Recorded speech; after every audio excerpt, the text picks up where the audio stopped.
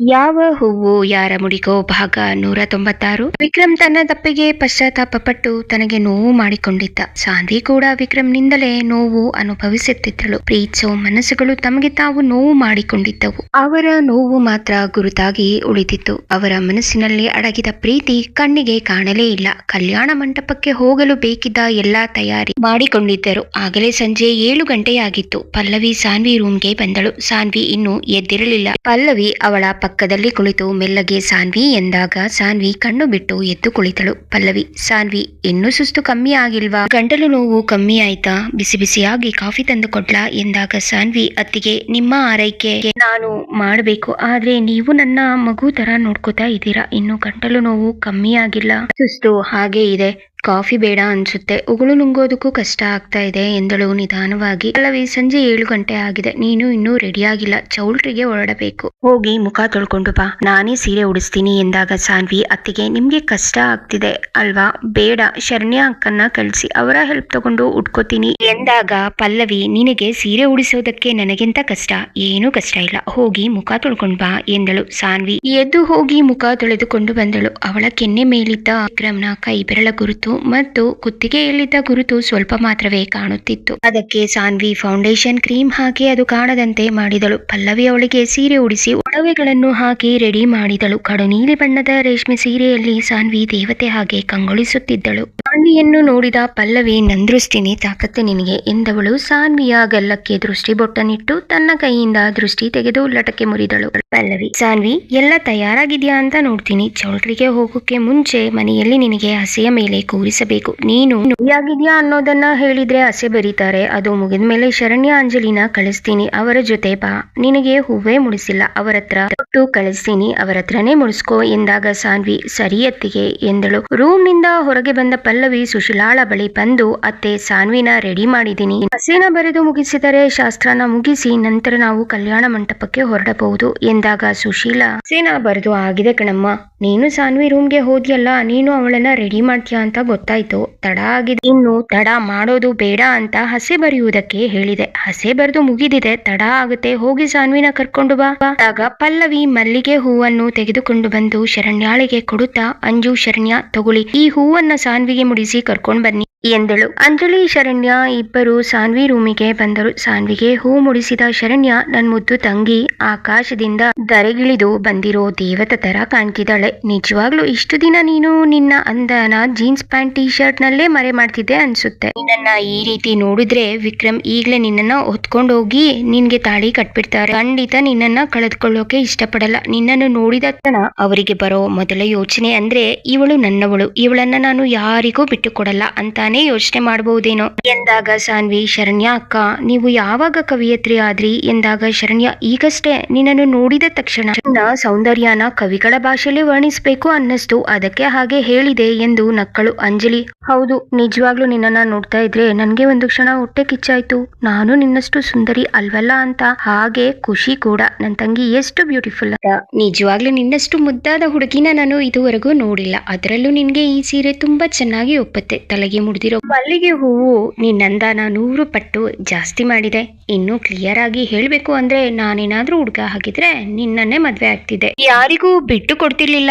ಕೊನೆಗೆ ಕಿಡ್ನಾಪ್ ಮಾಡಿ ಆದ್ರೂ ಮದ್ವೆ ಆಗ್ತಿದ್ದೆ ಎಂದಾಗ ಸಾನ್ವಿ, ಅಯ್ಯೋ, ಇಬ್ರು ಸ್ವಲ್ಪ ಸುಮ್ಮನೆ ಇರ್ತೀರಾ? ಸಾಕು ನೀವು ನನ್ನನ್ನ ರೇಗಿಸಿದ್ದು. ನಾನೇನು ನೀವು ಹೇಳುವಷ್ಟು ಚೆನ್ನಾಗಿಲ್ಲ. ಹೇಳಬೇಕು ಅಂದ್ರೆ ಪಲ್ಲವಿ ಅತ್ತಿಗೆ, ಶರಣ್ಯ ಅಕ್ಕ, ಅಂಜು ಅಕ್ಕ, ರಮ್ಯಾ ಅಕ್ಕ, ನೀವೆಲ್ಲರೂ ಕೂಡ ತುಂಬಾ ಮುದ್ದಾಗಿದ್ದೀರಾ ಎಂದಳು. ಆಗ ಅಲ್ಲಿಗೆ ಬಂದ ಪಲ್ಲವಿ, ಅಯ್ಯೋ, ಸಾನ್ವಿನ ಕರ್ಕೊಂಡ್ ಬನ್ನಿ ಅಂದ್ರೆ ನೀವಿಬ್ರು ಇಲ್ಲಿ ಏನ್ ಮಾಡ್ತಾ ಇದ್ದೀರಾ ಎಂದಾಗ ಶರಣ್ಯ, ಅತ್ತಿಗೆ, ಸಾನ್ವಿ ಸೌಂದರ್ಯ ನೋಡ್ಬಿಟ್ಟು ನಾನು ಅಂಜಲಿ ಇಬ್ರು ಕಳ್ದೇ ಹೋದ್ವಿ, ಸಾನ್ವಿನ ನೋಡ್ತಾ ನಿಂತ್ಬಿಟ್ವಿ ಎಂದಾಗ ಪಲ್ಲವಿ, ಸರಿ ಸರಿ, ಅವಳು ತುಂಬಾ ಮುದ್ದಾಗಿದ್ದಾಳೆ ಅಂತ ಎಲ್ಲರಿಗೂ ಗೊತ್ತು, ಬನ್ನಿ ಕರ್ಕೊಂಡು ಹೋಗೋಣ ಎಂದವಳು ಸಾನ್ವಿಯ ಕೈ ಹಿಡಿದು ಹಾಲ್ಗೆ ಕರೆದುಕೊಂಡು ಬಂದಳು. ಸಾನ್ವಿಯ ಮುದ್ದಾದ ಮುಖ ನೋಡಿ ಎಲ್ಲರೂ ಒಂದು ಕ್ಷಣ ಅವಳನ್ನೇ ನೋಡುತ್ತಾ ನಿಂತರು. ಅವಳ ಬಳಿ ಬಂದ ಸಂಜೆ, ನೋಡಿ ಎಲ್ರಿಗೂ ಈಗ್ಲೇ ಹೇಳ್ತಿದ್ದೀನಿ, ನನ್ನ ಮುದ್ದು ತಂಗಿಗೆ ಯಾರ ದೃಷ್ಟಿನೂ ಬೀಳ್ಬಾರ್ದು ಎಂದಾಗ ಸುಶೀಲಾ, ಆಯ್ತು, ನಿನ್ನ ತಂಗಿಗೆ ನಾನೇ ದೃಷ್ಟಿ ತೆಗಿತೀನಿ, ಮಹಾಲಕ್ಷ್ಮಿ ತರ ಇದ್ಯಾ, ನಿನ್ಗೆ ಯಾರ ದೃಷ್ಟಿ ತಾಕದೇ ಇರ್ಲಿ ಎಂದು ದೃಷ್ಟಿ ತೆಗೆದು ಲಟಿಕೆ ಮುರಿದಳು. ರಾಮು ಸ್ವರ್ಣ ಸಾನ್ವಿಯನ್ನು ನೋಡಿ ಕಣ್ತುಂಬಿಕೊಂಡರು. ಸುಶೀಲಾ, ಸಾನ್ವಿ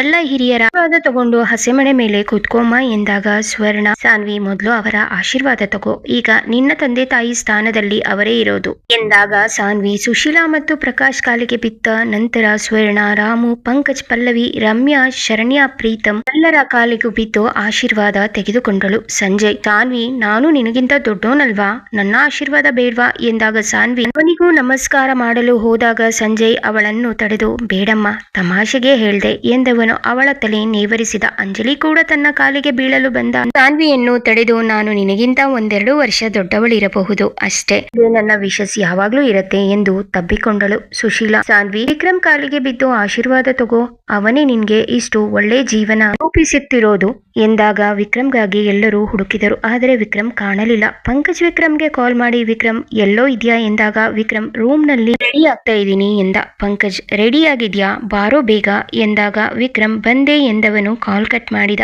ಪಂಕಜ್, ವಿಕ್ರಮ್ ರೆಡಿ ಆಗ್ತಿದ್ದಾನೆ, ಬರ್ತಾನೆ ಎಂದ. ಸಾನ್ವಿ ಸ್ವರ್ಣಾಳ ಬಳಿ ಹೋಗಿ ನಿಂತುಕೊಂಡಳು. 1-2 ನಿಮಿಷದಲ್ಲಿ ವಿಕ್ರಮ್ ಬಂದ. ಸಾನ್ವಿ ಹೋಗಿ ಅವನ ಎದುರಿಗೆ ನಿಂತುಕೊಂಡಳು. ವಿಕ್ರಮ್ ತಲೆ ತಗ್ಗಿಸಿ ನಿಂತಿದ್ದ. ಸಾನ್ವಿಯ ಮುಖ ನೋಡಲು ಅಳುಕುತ್ತಿದ್ದ. ಸಾನ್ವಿ ಅವನ ಕಾಲಿಗೆ ನಮಸ್ಕರಿಸುವ ಸಲುವಾಗಿ ಬಾಗಿದಾಗ ವಿಕ್ರಮ್ ಹಿಂದೆ ಸರಿದು, ಬೇಡ, ಕಾಲು ಮುಟ್ಬೇಡ, ಆಶೀರ್ವಾದ ಮಾಡೋಷ್ಟು ದೊಡ್ಡೋನಲ್ಲ ಎಂದ.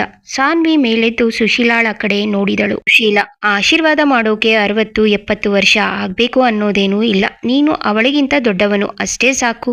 ಮಾವನ ಮಗನಾಗಿ ನಿನ್ನ ಜವಾಬ್ದಾರಿ ನಿಭಾಯಿಸ್ತಿದ್ಯಾ, ನಿನ್ನ ಆಶೀರ್ವಾದ ಅವಳಿಗೆ ಬೇಕು, ಮನಸ್ಫೂರ್ತಿಯಾಗಿ ಒಳ್ಳೇದಾಗ್ಲಿ ಅಂತ ಆಶೀರ್ವಾದ ಮಾಡು ಎಂದಾಗ ವಿಕ್ರಮ್ ತಲೆ ಎತ್ತಿ ಸಾನ್ವಿ ಕಡೆ ನೋಡಿದ. ಅವಳು ತುಂಬಾ ಸುಂದರವಾಗಿ ಕಾಣುತ್ತಿದ್ದಳು.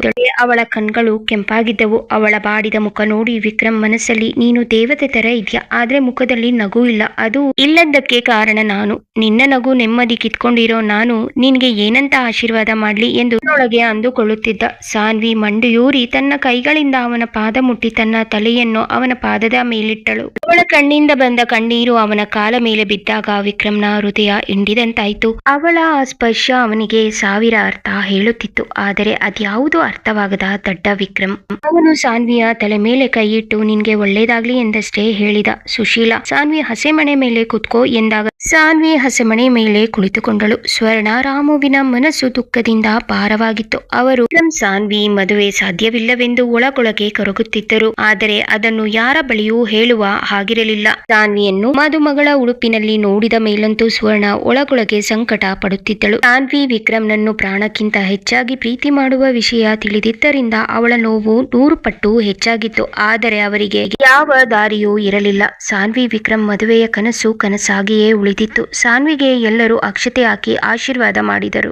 ನಂತರ ಪಂಕಜ್, ಎಲ್ಲರೂ ಹೊರಡಿ ಎಂದಾಗ ಎಲ್ಲರೂ ಮನೆಯಿಂದ ಹೊರಗೆ ಬಂದರು. ಪಂಕಜ್, ಅಪ್ಪ, ಅಮ್ಮ, ಆಂಟಿ, ಅಂಕಲ್, ಪಲ್ಲವಿ, ನೀವು ನನ್ ಜೊತೆ ನನ್ ಕಾರಲ್ಲಿ ಬನ್ನಿ. ಸಂಜಯ್, ನೀನು, ಅಂಜಲಿ, ಶರಣ್ಯ, ಪ್ರೀತಂ ಇವರನ್ನ ನಿನ್ನ ಕಾರಲ್ಲಿ ಕರ್ಕೊಂಡ್ ಬಾ. ಇನ್ನು ಉಳಿದವರನ್ನು ಬೇರೆ ಕಾರ್ನಲ್ಲಿ ಡ್ರೈವರ್ ಕರ್ಕೊಂಡಿದ್ದಾರೆ. ಸಾನ್ವಿ ಮದುಮಗಳಾದ ನಿನಗೆ ಅಂತಾನೆ ವಿಕ್ರಮ್ ಕಾರನ್ನ ಡೆಕೋರೇಟ್ ಮಾಡಿರೋದು. ವಿಕ್ರಮ್, ಅವಳನ್ನ ನೀನೇ ಕರ್ಕೊಂಡ್ ಬಾ ಎಂದಾಗ ವಿಕ್ರಮ್, ನಾನೇ ನಿನ್ ಕಾರನ್ನ ಡ್ರೈವ್ ಮಾಡ್ತೀನಿ ಕಣೋ, ನೀನು ಪಲ್ಲವಿ ಸಾನ್ವಿನ ಕರ್ಕೊಂಡು ನನ್ ಕಾರಲ್ಲೇ ಬಾ ಎಂದ. ಆಗ ಪಂಕಜ್ ವಿಕ್ರಮ್ ಬಳಿ ಬಂದು ಅವನ ಕಿವಿಯಲ್ಲಿ ನಿಧಾನವಾಗಿ, ಅಲ್ವೋ, ಅವಳಿಗೆ ಅಷ್ಟೊಂದು ಹರ್ಟ್ ಮಾಡಿದ್ಯಾ, ಅವಳ ಜೊತೆ ಬಂದ್ರೆ ಅವಳ ಹತ್ರ ಸಾರಿ ಕೇಳೋ ಅವಕಾಶ ನಿನ್ಗೆ ಸಿಗುತ್ತೆ ಅಲ್ವಾ, ಈ ಚಾನ್ಸ್ ಮಿಸ್ ಆದ್ರೆ ಮತ್ತೆ ಅವಳ ಹತ್ರ ಸಾರಿ ಕೇಳಕ್ ಆಗಲ್ಲ. ಅಕಸ್ಮಾತ್ ಕೇಳೋ ಅವಕಾಶ ಸಿಕ್ಕಿದ್ರು ಯಾವತ್ತೋ ಕೇಳಿದ್ರೆ ಪ್ರಯೋಜನ ಇಲ್ಲ.